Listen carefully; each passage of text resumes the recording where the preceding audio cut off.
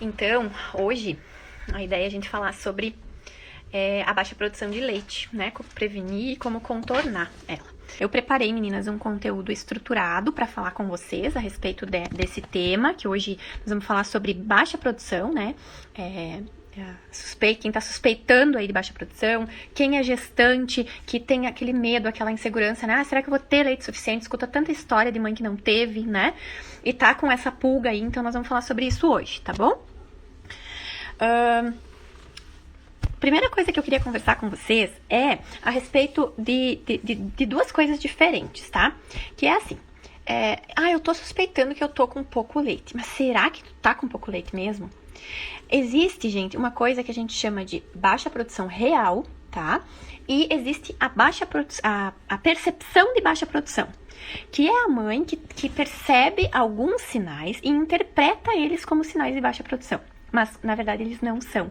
E isso é muito comum. Quais que são esses sinais que são confundidos pelas mães, tá? Então, no início da amamentação, a gente vai ter um período que é, em média, nas primeiras 6 semanas de vida do bebê, que nosso organismo vai estar calibrando a produção de leite. Então, ele vai estar entendendo qual é a demanda do bebê, né? Vai estar produzindo geralmente um volume adicional de leite, mais do que o bebê precisa, vai estocar leite na mama, mais do que seria, assim, o necessário. Passado esse período inicial, essa fábrica de leite, ela já entendeu como que faz para produzir leite, quanto que esse bebê precisa, e aí ela vai dizer assim, eu tô tendo muito desperdício trabalhando nesse formato de restaurante buffet. Eu produzo para 100 pessoas e aparece só 20 no meu restaurante. Vou parar com esse negócio. Eu vou agora começar a trabalhar à la carte. Quando o meu cliente vem, eu vou lá, eu já sei mais ou menos quanto é que ele come, eu vou produzir aquele prato naquela quantidade que tem menos desperdício. Nesse período, a mama, com esse pensamento, fazendo essa analogia, ela também já regulou a produção à demanda que o bebê precisa, né? Então, ela para de produzir em excesso, para de ficar estocando tanto leite, né? E a gente vai ter praticamente todo o volume de leite sendo produzido durante a mamada do bebê, tá? Então, tu vai ter um pouquinho de leite residual ali na mama, pro bebê começar a mamada. E aí ele começa, né, mamando esse leitinho que tá ali, que dá tempo de, em alguns minutos, ele chamar o reflexo de ejeção do leite e a fábrica começa a produzir o prato à la carte na hora. E aí o que acontece com a mama? A mama não vai mais ficar com aquele aspecto cheio o tempo todo, né? Então, se a gente não sabe que a nossa mama vai ficar murcha, né, após ali mais ou menos 6 semanas, às vezes um pouquinho mais pra frente, e isso não é sinal de baixa produção, a gente vai se pegar nesse pega-ratão aí, né, achando que é pouco leite, porque tu não sente mais a mama pesada, tá? Outra coisa que começa a acontecer, que é confundido com baixa produção, o bebê que mamava, recém-nascido, 1 hora, meia hora, 40 minutos, agora, com 2 meses, tá mamando em 10, 15, às vezes em 5. Não, ele tá mamando pouco, meu Deus, ele tá mamando, é muito rápido a mamada dele, não pode estar sendo suficiente isso pra ele. E aí, meninas, o que acontece? Ao mesmo passo que a tua fábrica, né, se tornou eficiente na produção do leite, o teu bebê também. O bebezinho, tem uma pediatra que a gente faz cursos que é maravilhosa, que ela fala que o bebê no começo ele é como um estagiário. Ele tá aprendendo a mamar, a ordenhar uma mama com eficiência, e estagiário, né, a gente fica sempre de olho, a gente confia sempre, né, monitorando o estagiário ali. Vai chegar um ponto que o estagiário vai estar bem eficiente, né, em desempenhar aquela tarefa, e ele vai se tornar um mamador profissional. E aí ele vai lá, e faz todo o trabalho em pouco tempo. Por quê? Porque ele já pegou o jeito, ele faz isso de forma mais rápida. E lembram que tempo não é parâmetro de efetividade de mamada, né? O que a gente precisa saber? Que a gente sabe interpretar os sinais de fome, de necessidade de sucção do nosso bebê e oferecer o peito. Toda vez que ele manifesta esses sinais, a gente sabe perceber quando o bebê está fazendo uma mamada efetiva, que é o quê? Ter um bebê bem posicionado, um bebê que faz sucção e deglutição em vários momentos da mamada, que se mostra ativo e interessado tá fazendo, que tá confortável naquela mamada também e que em certo momento demonstra saciedade, tá? Os sinais de saciedade também são outra coisa que às vezes pega a gente como uma treta ali, porque o recém-nascido, ele tende a terminar a mamada dormindo, né? A maioria dos mamados, o recém-nascido vai ficando saciado e ó, dorme, né? E o bebê vai crescendo e ele vai mudando o comportamento dele, ele já não dorme tanto, ele já não cansa tanto nessa mamada e muitas vezes ele passa a terminar a mamada soltando o peito e ficando acordado. E daí a mãe, opa, tem uma coisa estranha aqui, que ele não dormiu. Mas não necessariamente ele precisa dormir em todas as mamadas. O que a gente quer? Um bebê que esteja relaxado, tranquilo depois da mamada, que solte o peito espontaneamente ou que você afaste ele e que ele se interesse por outra coisa, ou ele fique bem no colo, que ele não fique, logo que você tira do peito, já ó, procurando de novo, ou dá uns minutinhos e ele tá procurando de novo, né? Ele consegue minimamente fazer intervalos, né, entre uma mamada e outra. De quanto? Gente, também não vai ter uma regra matemática, né? Porque a gente tá falando de seres humanos, de seres únicos, que funcionam de uma forma única. Na amamentação são 2 seres, uma mãe produz uma velocidade, numa quantidade, o bebê mama de uma forma, com uma velocidade, né? Cansa, às vezes mama por sede, às vezes por fome, às vezes por necessidade emocional. Então não tem como precisar isso, né? Mas minimamente, assim, que ele fique, né, uma média de 1 hora saciado, né? Quando ele demonstrar sinais de fome de novo, avalia, né? Pode ser que ele não esteja com fome nutricional de novo, pode ser que deu sono, ele tá irritado, porque ele quer sugar para relaxar e dormir. Essa é a forma com que ele sabe se regular, né, emocionalmente, relaxar para conseguir induzir o soninho dele, né? Então, tudo isso são coisas pra gente tá pensando e saber que o comportamento do bebê ao longo do crescimento dele também muda, não vai ser sempre igual. E isso não é culpa do nosso leite que diminuiu, tá? Outras coisas que confundem, tá? Que as mães acham que é baixa produção. O bebê tava fazendo uma rotininha de mamadas, tá? Ele mamava a cada 2 horas. De noite passava 3 horas. Isso também não tem regra, cada bebê é um, né? Agora o bebê, tipo, faz uns 2, 3 dias, meu Deus, não sai do peito. Só pode que eu não tô tendo leite. Não é possível. E aí, gente, eu quero que vocês tenham muita atenção. Quem é gestante, já leia sobre isso. Já tem uma colinha lá, né, pra guiar quando isso acontece de uma maneira, né, média, pra vocês saberem que isso acontece. Existem 2 situações que é observada no comportamento do bebê, que são os picos de crescimento e os saltos de desenvolvimento. Os picos de crescimento, a gente imagina, né, que o crescimento do bebê é linear, né, que ele vai crescendo um pouquinho por dia, mas não, o bebê ele vai ter picos, vai ter um dia lá que, dá um estirão de crescimento por alguns dias, né, e durante esses dias, o que acontece? O bebê precisa de mais alimento, né, e o que ele vai fazer para que a fábrica, para que o restaurante aumente o volume da refeição dele, do prato? Ao invés de 200 gramas, agora 400 na balança. Ele vai ter que ir lá e ele vai ter que bater na porta e pedir. Eu preciso de mais, eu preciso de mais. É a mesma coisa que o bebê faz quando ele passa a mamar com uma frequência muito maior por alguns dias. Ele tá num pico de crescimento, ele tá crescendo, ele precisa de mais leite. E como é que a gente aumenta a produção do leite da mãe? Tendo maior frequência de drenagem eficiente da mama, tá? Então, se a gente não sabe disso, o que a gente imagina? Não tá certo, tô com pouco leite, né? O coitado do leite leva sempre a culpa, tá? E outra situação, gente, são os saltos de desenvolvimento. Então, isso acontece durante todo o desenvolvimento da criança, tá? Então, vai ter momentos ali que o bebê vai adquirir uma habilidade nova, tá? Vou dar um exemplo pra vocês. A visão deles quando nascem é bem restrita, né? Vê praticamente meio nuviado, né? As cores muito pouco. E aí chega lá um dia que o bebê começou a sair as nuvens um pouco, começou a enxergar um pouco melhor, a acuidade visual dele melhorou. Gente, pensa se fosse com a gente só via preto e branco, agora a gente tá vendo colorido, isso é muito legal, eu quero enxergar isso o tempo todo, eu fico animado, né, fico entusiasmado, é que nem a gente quando compra alguma coisa na internet e não vê a hora que chega, né, e quando chega, ai, que legal que chegou, né, e se a gente é criança, mais ainda, o bebê é assim, ele chegou um brinquedo novo na casa dele, ele quer brincar muito o tempo todo, né, e esse brincar, esse treinar essa habilidade, faz com que o bebê fique mais adrenérgico, com mais adrenalina e tenha mais dificuldade de relaxar para dormir. E aí o bebê acaba pedindo mais peito. Por quê? Porque é o jeito que ele consegue baixar a adrenalina para descansar um pouco. E aí o que a gente pensa? É leite. Só pode. Tô com pouco leite. tá? Então essas são algumas questões, gente, que são interpretações, né, erradas de baixa produção, que na verdade são outras coisas, tá? Vou passar pro próximo aqui. Então, quando a gente fala de baixa produção real, tá? O que a gente vai observar?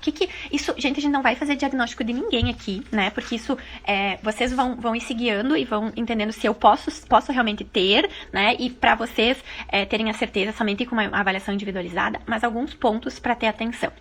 Quando as mamadas do bebê todas as mamadas são longuíssimas, tá? O bebê fica mais de 1 hora no peito em todas as mamadas. Faz muita sucção não nutritiva que tu vê que ele fica ali. Que não tá engolindo e não vai, aquilo e não vai, sabe? E principalmente, gente, se essa mamada longa, ela vem junto com um bebê que já demonstra cansaço e sonolência lá no início da mamada. Isso desde sempre, tá? Não começou, ele vinha bem e daí agora começou, né? Então, tipo, ou vinha bem e agora começou, daí o que aconteceu? Será que eu posso ter baixa produção agora? Será que teve alguma coisa que aconteceu que pode ter diminuído a minha produção? Então, um sinal é o bebê logo no começo, né? Ele já tá sonolento no início. Por quê? Porque o bebê, ele responde ao fluxo do leite no peito. Um bebê que ele tá ali, que ele não tá conseguindo ter fluxo de leite no peito, ele chega uma hora que ele cansa. E muitas vezes, se ele é muito pequenininho, ele dorme, né? Então, esse é um ponto pra gente ter atenção. A efetividade da mamada, tá, gente? Vocês precisam saber identificar quando, de fato, o bebê está mamando no peito. Ou quando ele tá ali só sugando, deglutindo muito pouco leite, né? Que daí o que vai acontecer? Ele vai até confortar o emocional, o contato, o vínculo, a conexão, né? Mas ele não vai matar a fome dele, porque não tá tendo transferência de leite adequada naquela mamada, tá? Vou tomar uma aguinha aqui. Meninas, vou pedir pra vocês darem uns likezinhos ali, pra gente poder distribuir essa informação, porque, ai, gente, eu atendo muita consultoria de baixa produção, muita, tá? Mais pontos para ter atenção, né, se a gente tá suspeitando de uma baixa produção. As mamadas, além de serem longas, o bebê dormir bem no começo da mamada, não precisam ter todas, tá, gente, mas alguns desses pontos podem chamar a atenção e podem, né, nos remeter a pensar em baixa produção. Mamadas que são muito frequentes, então o bebê fica mama e mama de meia hora, de 40 em 40 minutos, dia e noite, há vários dias, né? O leite não demonstra, então ele sai do tudo, dá 2, 3 minutos, dá 10 minutos, dá 15 minutos, ele tá tudo que toca perto da boca, ele vai procurar, né? Então, pode ser que ainda não esteja saciado, né? Se por acaso, gente, você tá mantendo no peito e você não tá fazendo livre demanda, você tá regulando as mamadas do bebê. Então, ele mamou faz, nossa, ele faz, meu Deus, não pode estar com fome, não vou, para, não pode. Tu não tá deixando o bebê comandar a frequência de mamadas, nem o tempo que ele fica no peito, a frequência fisiológica que esse bebê faria no peito, tá? Tu usa aplicativo pra controlar a mamada, tempo de mamada, intervalo de mamada, né? Outras questões que acho que eu vi agora. Mamor não faz muito, não pode ser fome, vamos dar chupeta, né? O que acontece com esse bebê que vai receber a chupeta? Se ele recebesse o peito, ele ia sugar e ele ia engolir um pouco de leite. Não sei quanto, mas ele ia. Se a gente põe a chupeta, ele não recebe nada de leite, né? E aí a chupeta funciona, porque a chupeta... Tá travando o áudio. Ai, meninas. O áudio tá travando. Ai, meu Deus. Vamos ver o que eu faço aqui. Voltou. Será que voltou? Me deem um okzinho aí, por favor. Será que tá melhor, gente, o áudio? A Tia tá dando risada. Melhorou, tá? Tá falhando o áudio. Ai, meu Deus, melhorou. O que eu faço? Tá, eu vou tentar, tá? Vocês me digam aí. Então, quando você tirar, ele mamou, tá? Aí você acha que não pode ser fome, que ele mamou faz pouco. Aí você dá a chupeta, né? Aí na chupeta ele vai ter acesso não vai ter acesso a leite, ele só vai sugar, né? Então, eu tô falando o que eu falei antes, tá? Eu tô retomando o que eu falei antes. No momento que ele fica na chupeta, né, ele vai se acalmar, gente. Porque quem diz que a chupeta não funciona, tá mentindo. A chupeta funciona, ela vai acalmar o bebê, porque sugar acalma, né? Deixa eu só...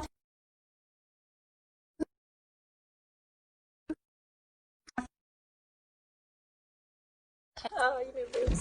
Tomara que esteja. Travou de vez até a imagem. E agora? Parou. Ai, meu Deus do céu.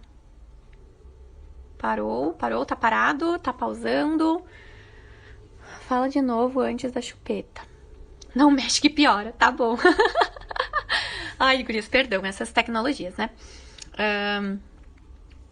Olha só, eu tava falando a questão da livre demanda, né? O quanto é importante a gente deixar com que o bebê controle a frequência de mamadas e o tempo da mamada. E eu dei o exemplo, né, pra vocês, da questão dos... Deixa eu só... Aqui... Passar pro próximo. Do uso dos bicos artificiais, tá? Que o que acontece? Às vezes o bebezinho mama e logo, né, tipo, dali um pouco ele vai querer mamar de novo e a gente... Né, por achar que aquilo não é fome, por querer, né, achar que é um intervalo muito curto, ou alguém diz assim, mas não deve dar certo, porque tá toda hora no peito, ele não é de 3 em 3 horas que tem que mamar, não é 15 minutos em cada peito, né? Então, tu acaba, não, vou dar uma chupeta, porque esse bebê, meu Deus, né, ele tem alguma coisa errada, ele tem muito, quer sugar muito. Aí tu dá a chupeta. Quando tu dá a chupeta, esse bebê, ele... não vai ter leite da chupeta, né? E se ele tivesse no peito, ele ia ter acesso a mais leite. E a chupeta funciona, gente. Ela acalma a criança, porque sugar acalma, né? E aí tu diz assim, não, mas eu só vou usar uma vez por dia. Quando vê, né, tá lá sozinha, quer ir no banheiro, o bebê tá lá, meu Deus, chupeta. Ai, meu Deus, daí a avó saiu, a avó não consegue acalmar a chupeta. E daí tu vai ver, tu tá usando uma, dali um pouco 3, dali um pouco 5, né? E não interessa quantas vezes tu usa, tu vai ter uma restrição no volume de leite que essa criança vai estar recebendo, né? E aí, o que vai acontecer com a tua produção? O bebê se satisfaz na chupeta e estimula menos o teu peito. E o que teu peito entende, a tua glândula mamária? Não, esse bebê não precisa de muito leite, ele tá mamando a cada 3 horas, quando na verdade ele tá ficando 20 minutos sugando a chupeta. Né? Ele faria uma mamada, nem que seja pequena, ou ele iria começar a mamada só pra satisfazer a sucção emocional dele. Mas aí ia vir começar leite e ele, opa, me incentivei, agora eu vou mamar, porque eles respondem ao fluxo. Lembram disso? Outra questão. Não saber identificar quando o bebê tá com fome, né? Então, gente, o choro, né? Que a gente acha que é no choro que a gente tem que oferecer o peito. O choro é um sinal tardio de fome. Né? O bebê, antes de chorar, ele vai dar outros sinais. Ele, por exemplo, tudo que toca perto da boquinha, ó, ele começa ou se encosta a mão. Se tá no colo do pai, aqui no ombro, começa a sugar o ombro do pai. Ele quer sugar, ele quer peito ali, naquela hora. Não espera o bebê chorar, tá? Então, dá o peito nesse momento, nos sinais iniciais da fome. Isso é bom para a questão da tua produção e principalmente porque o bebê chorando, ele se desorganiza, né? Então, fica mais difícil para vocês conseguirem colocar ele no peito corretamente, né? Para ele fazer uma sucção efetiva, porque ele, muitas vezes ele fez até um estresse tóxico de tanto que ele chorou, né? Mas pode ser só um choro. Primeiro, se vocês já pegarem o bebê no choro, não vai ter jeito, acalma o bebê primeiro, depois vai pro peito. Organiza esse bebê, depois peito, tá? Mas lembrem de sinais iniciais de fome, tá? Ponto que também pode ser um sinal de alerta pra gente que a nossa produção não tá legal. Quando a curva de crescimento do bebê tá decrescente. Então, vocês vão pegar lá na caderneta da criança, onde o pediatra tá marcando lá os pontinhos, né? De a bolinha onde o bebê nasceu, com que peso, na consulta da primeira semana, na consulta de um mês. A gente quer, gente, que o bebê ele vai sempre ter o primeiro pontinho do nascimento entre duas linhas, né? A gente quer que o bebê se mantenha entre essas duas linhas, né, de crescimento, que é sinal que o quê? Que ele tá acompanhando o crescimento da média para os bebês que nascem naquela linha, tá? Se ele não tá acompanhando, o que a gente precisa fazer? Como tá a alimentação desse bebê? Vamos olhar para a amamentação? Eu falo assim, se o casamento de vocês não tá legal, vocês saem lá na rua e vocês vão logo procurando outro marido? Vocês vão resolver o problema do casamento de vocês? Não, né? Vocês vão resolver talvez o teu problema, né? Mas o problema do casamento, não. Com a amamentação é a mesma coisa. Vocês estão lá com um bebê que não tá, né, com a curva legal. O que a gente tem que fazer? Vamos olhar para a amamentação. Vamos lá fazer uma avaliação de mamada, de frequência de mamada, de efetividade de mamada, tudo aquilo que tu tem em segurança. Vamos traçar um plano de intervenção personalizado para essa situação, mas não vamos chamar o marido, ou outro marido, que seria a fórmula, sem ao menos olhar para aquilo que a gente pode ajustar. Lembrando, gente, a fórmula ela não é veneno, né? Mas ela é para ser usada com indicação médica, indicações reais de uso. E qual que seria o melhor uso dela? Entender a fórmula fórmula como um remédio. Então, a fórmula entra para um remédio quando esse bebê precisa, ele vai resolver o problema do bebê que não está ganhando peso, que não está se nutrindo adequadamente, e nós vamos trabalhar junto em aumentar a produção da mãe, em trabalhar nas causas da baixa produção, né? Para que esse remédio, ele tenha data para entrar e data para sair, que ele não venha para ficar, tá? Vamos lá. Deixa eu ver se eu pulei algum. Acho que é aqui. Quantidade mínima de xixi e cocô. Gente, o bebê, a gente não tem o peito transparente, né? Que seria o sonho da gente. Então, se a gente quer controlar alguma coisa, a gente controla o xixi e o cocô. Quanto de xixi e cocô o bebê faz? Então, ali nos primeiros dias, dia 1, bebê faz um xixi. Dia 2, bebê faz dois xixi. 2 fraldas molhadinhas de xixi. Dia 3, 3 xixi. Dia 4, 4 xixi. Dia 5, 5 xixi. Segundo dia 6, no dia 7, a gente espera no mínimo umas 6 fraldinhas em 24 horas com xixi, tá? Cocô. O bebê, até um mês, precisa fazer um cocô por dia. No mínimo. Todos os dias, tá? Não fez, atenção, se aquele mamou legal esse dia, é um sinal de alerta que esse dia teve uma baixa transferência. A partir de um mês, o bebê que está em aleitamento materno exclusivo, somente leite materno, ele pode fazer vários cocôs por dia, ou ele pode ficar, às vezes, até uma semana sem fazer cocô, né? Que em função da imaturidade, de toda a adaptação intestinal aí que o bebê está fazendo, ele pode variar muito. Se é só leite do peito, não tem problema. Se tiver muito desconfortável, falem com o pediatra, tá? E xixi vai seguir as 6 fraldinhas em 24 horas. Sabendo quanto que saiu, a gente tem uma ideia de quanto que tá entrando, tá? Comportamento do bebê nos intervalos. Então, ele é um bebê tranquilo? Ou ele é um bebê irritado, que tá toda hora procurando peito, que não, sabe, que mesmo no colo, assim, ele não fica bem, que ele, né, que tu vê, assim, que ele é um bebê que ele não tá bem nutrido, né? Ele não tá se satisfazendo para ficar confortável, né, durante o dia, né? E excluindo outras causas, né? Outras causas de desconforto pro bebê. Se vocês estão gostando, pessoal, deem uns coraçõezinhos ali pra gente conseguir espalhar mais essa live pra mais mamães, tá? Se a gente, o que eu falei pra vocês, tá? Camila, fez sentido. Eu acho que pra mim não é uma percepção minha. Eu acho que realmente eu tô com baixa produção, tá? E sem falar uma coisa, né, gente, que eu não falei. Às vezes essa fórmula entrou, né? E ela ficou. E a gente não trabalhou nas causas da tua baixa produção. O que vai acontecer? O bebê vai crescendo, ele vai precisando de mais leite, né, pelo crescimento, e a gente não aumenta o leite do peito, né? A gente vai aumentando a fórmula, que é o que a gente consegue aumentar, porque ninguém olhou para a amamentação, né? E aí, esse bebê vai aumentando a fórmula e diminuindo o peito, aumentando a fórmula e diminuindo o peito, né? Então, essa conta cada vez não fecha mais. E outro agravante, se essa sensor não está sendo dada.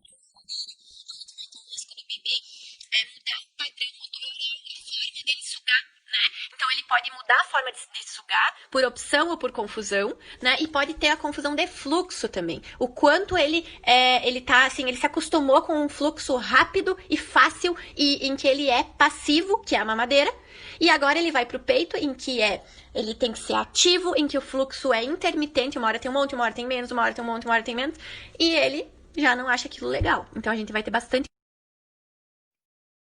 coisa se a gente tiver essa situação. Deixa eu ver aqui. Se a gente tiver, gente, de fato suspeitando disso, o que a gente precisa ter em mente? Se vocês puderem, passem por uma avaliação individualizada, tá? O quanto antes. A gente precisa garantir que a gente tem estímulo correto na mama, então que esse bebê esteja sugando correto e de forma efetiva. A gente precisa ter frequência, né, de mamadas legal, ou até aumentar a frequência. Um bebê pequenininho, recém-nascido, né, até um pouquinho maior, ele precisa fazer minimamente 8 mamadas por dia, mas o ideal são de 10 a 12, né? Se você tá suspeitando de baixa produção e o bebê faz uma mamada eficiente, ele suga bem, aumenta a frequência de mamada, chama ele para mamar mais. Por quê? Vamos simular um pico de crescimento, vamos dar mais estímulo para essa mama, tá? Investigar causas primárias, gente. O que são causas primárias? Para baixa produção, a gente tem causas primárias e secundárias. Primárias, fatores hormonais da mãe, hormônios descompensados, fatores glandulares da mãe, glândula mamária, redução de mama, hipoplasia mamária, que é uma questão que a mãe tem glândula mamária insuficiente, hipotireoidismo, diabetes, resistência insulínica, a mãe que tem nível específico de disfunção hormonal, que reflete nos níveis de prolactina, né? Tem uma causa primária de PCOS, né? E as causas secundárias é o manejo da amamentação, a rotina, a eficácia, né? O que a gente pode fazer, assim? A gente pode pensar em aumentar a frequência, ou se o bebê não está fazendo uma mamada eficaz, né? A gente pode fazer os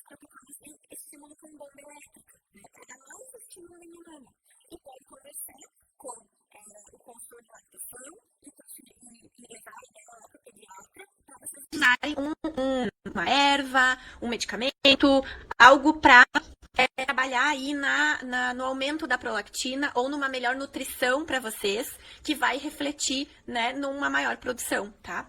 O descanso, gente, não tá aqui, mas ele é necessário para a produção de leite, né? Assim como a hidratação e a nutrição também são, né? A gente precisa de um aporte, né, calórico, mais ou menos de umas 500 calorias a mais por dia do que uma mulher que não tá amamentando, então a gente precisa se alimentar bem, né, de forma saudável, rica e variada, né? Isso é muito importante para a gente ter, né, leite. E para a gente, assim, acho que o passo mais importante durante as primeiras 6 semanas de vida, em média, né, a gente tá formando os nossos receptores de prolactina, tá? Imagina que o hormônio que produz o leite, a prolactina, não é só ela, mas ela é a principal, tá aqui. Ela chega pela corrente sanguínea lá dentro da mama e ela vai se ligar em algum lugar, né, pra daí ocorrer a síntese do leite. Tá?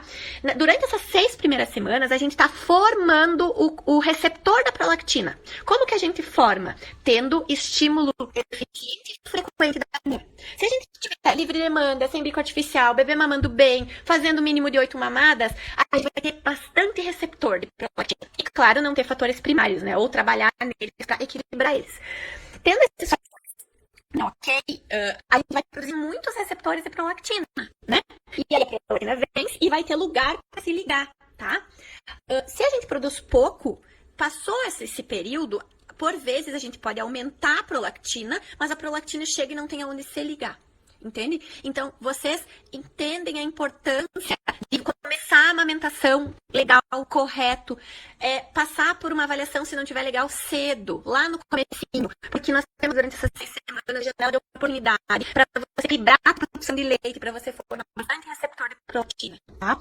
Fatores primários, onde você vai ver? Troca uma ideia com o teu obstetra. Se tiver condições, passa com uma consultora no pré-natal. Vamos olhar para isso antes. Vamos já, se a gente tiver algum fator de risco, já pensar o que a gente pode fazer. Né? Vamos qualificar os soldados legais que a gente tem. Vamos começar com a nossa técnica redondinha lá no começo. Vamos fazer um diagnóstico precoce de alguma coisa que surja, né? Que depois que o bebê nascer.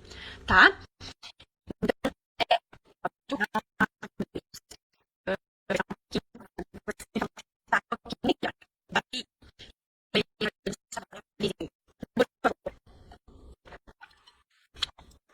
Avisem, tá? Ele me fizeram umas carinhas de coração. Muito obrigada, tá? E, meninas, aqui, mesmo que você a gente pode ter fatores primários, mas a gente pode minimizar eles se a gente tiver uma técnica, uma rotina de amamentação legal desde o começo. E para isso a gente tem que se preparar na gestação, sabe? Porque não é que não pode no puerpério depois que a gente tá com o bebê no colo, né? Pode, só que é muito mais difícil assistir um curso, buscar informação, quando o bebê tá já com a gente, quando a gente tá com privação de sono, quando a gente tá com os hormônios bem bagunçados do pós-parto. Eu vou acender uma vela aqui e vocês vão rezando daí, mas todos. Ai, meninas, não é facilidade. Mas também dá, tá? A gente melhor. Pensa em começar certo do começo, se prepara na gestação e se você tá visualizando que isso tá acontecendo contigo, consultoria depois é o melhor caminho, porque tu não vai ter tempo de estudar, de ver, não. Tá travando demais, tá? E agora eu vou responder umas perguntas, meninas, que vocês mandaram, tá? Aqui no chat. Voltei, mas não está dormindo à noite. O que é? Tá, Kati, isso não sei te dizer, sabe? Cabe uma avaliação bem individualizada que pode não ter a ver com a alimentação do teu bebê.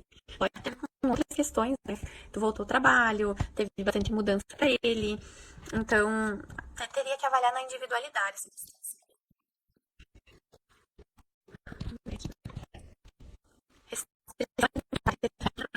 Sim, pode interferir, tá? Tanto que mães que têm cirurgia bariátrica, mães que são veganas, são vegetarianas, precisam fazer suplementação e precisam ter uma adequação aí na sua dieta também para ter nutrientes, tá? A desnutrição funcional, ela é uma causa para baixa produção, tá? Uma das causas, então é importante sim, tá? Vamos lá. Opa! Tô aqui.